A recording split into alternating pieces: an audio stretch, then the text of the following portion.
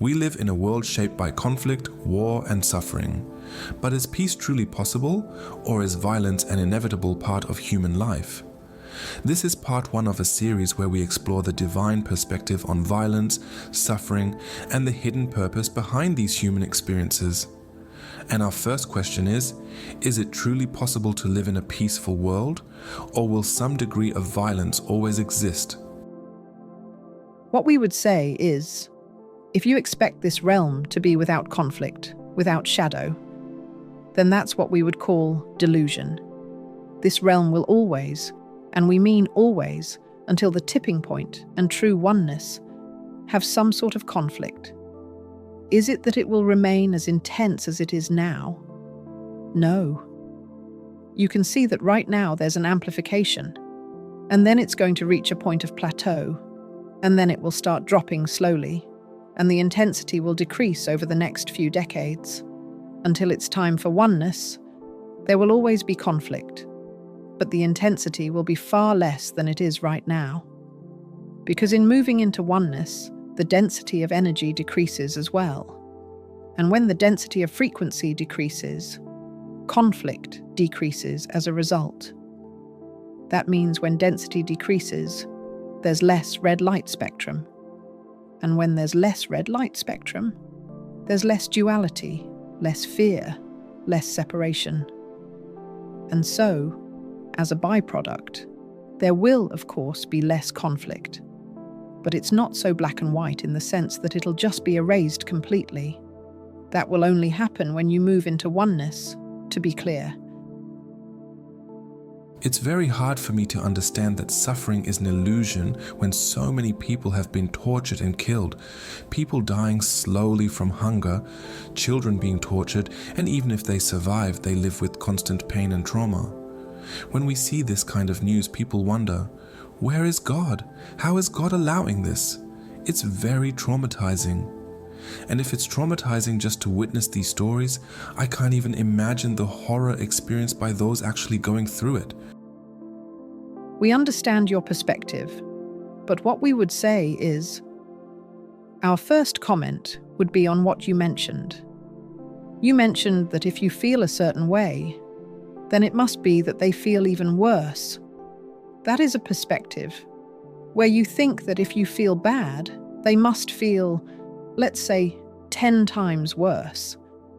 But how do you know? Are you in everybody's body? Are you aware of everybody's emotional body? Are you in that country with them from the time they wake up until the time they sleep? You're not with them. You're not fully aware of what they're experiencing. You have glimpses of their experiences. It's like right now, you go into a salon and you do your lashes, and then the technician takes a video of you and posts it on Instagram. And you're feeling good about yourself, and you're feeling good about how you look. What does that say about your entire day, that you're feeling good about yourself the entire day? It does say that you had an experience that is blissful.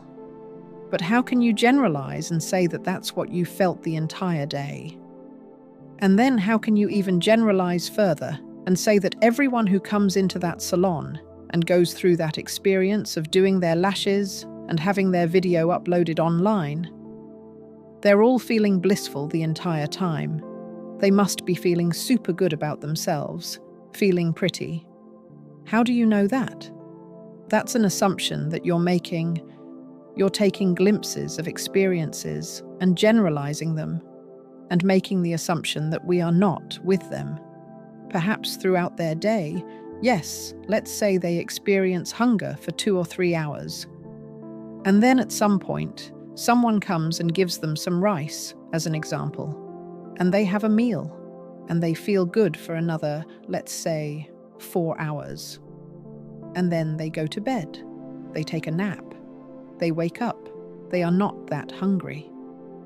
And then they experience it again the next day, as an example. Yes, we understand what you're saying, but that doesn't solve the solution. They are still experiencing poverty or hunger in the long run.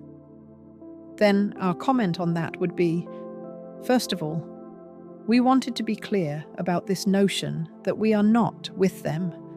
We are always with them.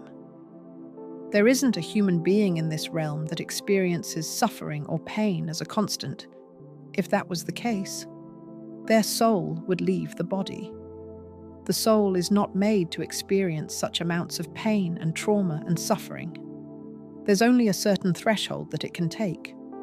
And so, we are around, you can say that, throughout their experiences of contrast, we do send glimpses of light, glimpses of bliss. There is light, even in experiences of war. A lot of light for those who want to see it. We're always present. But if you want to zoom out and look at it, let's say, from the perspective of the long run, then you can say, yes, but they're still experiencing poverty or hunger, let's say, for a prolonged period of time of, let's say, 3 months to, as an example, 2 years. Why is that? Why didn't the divine just suddenly make their lives extremely abundant, since this realm is infinite in its resources, and we are infinite, and we are the provider?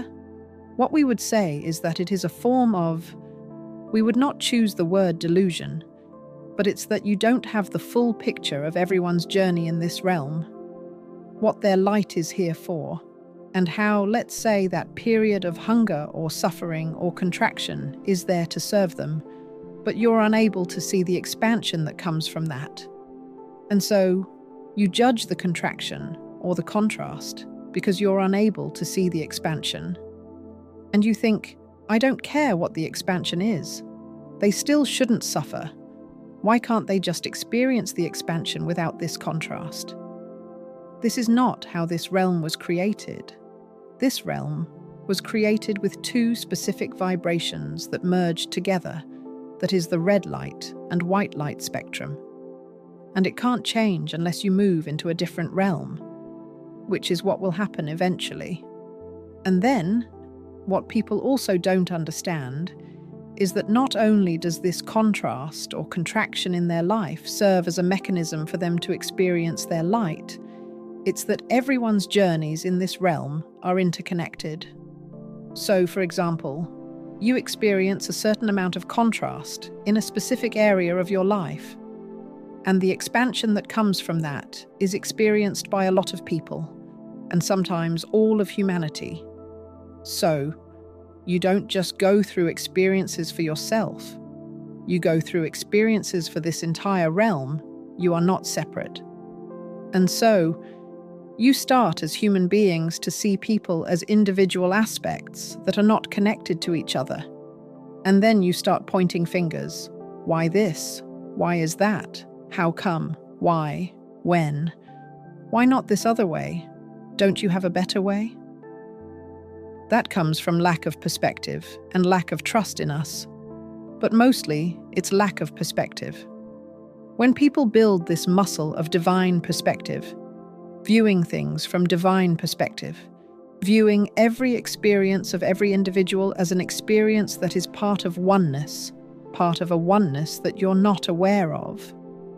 Once you can view that, once you can naturally do it, it's not something you need to put effort in. Then you will start to see why things unfold in the way that they do, and you'll start to understand why duality exists. You'll start to understand why contrast exists.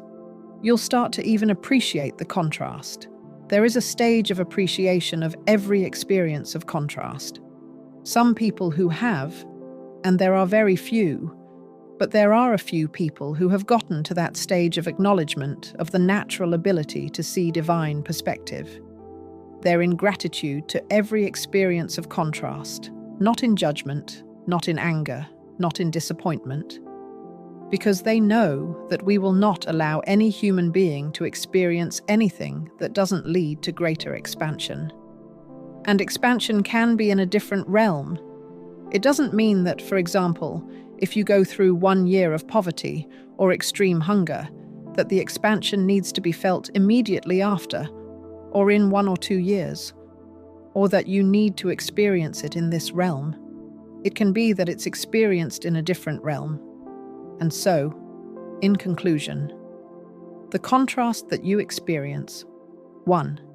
There is no question that it will lead to greater expansion in your experience. 2. It leads to greater expansion in the experience of other people, and it can be extended to all of humanity. 3. This expansion can also extend into different realms. And so when you put all this together and understand the impacts that contrast has, then you'll become neutral towards it. And in fact, this state of neutrality is what allows for this density of red light to decrease. And so, over the long run, contrast also decreases. Experiences of contrast become less intense in this realm. We've explored why conflict exists and how contrast serves a higher purpose. But many still wonder, what is God doing in the midst of all this suffering? In the next video, we'll dive into that divine perspective. Join me in part 2. These messages come from divine source energy, channeled through divine consciousness, a capacity available to all. They are voiced with AI, so the focus remains on the message, not the messenger, and are divinely guided rather than personal ideas. The purpose of this channel is to expand perspective, inspire new systems rooted in love and oneness, and help humanity shift away from fear and control. When we say divine, we refer to the ultimate source of creation. Divine speaks, using the pronouns we, us and our, for it is one with all that is, not separate from you or me. If this message resonates, share your thoughts in the comments and subscribe to receive new weekly channeled sessions.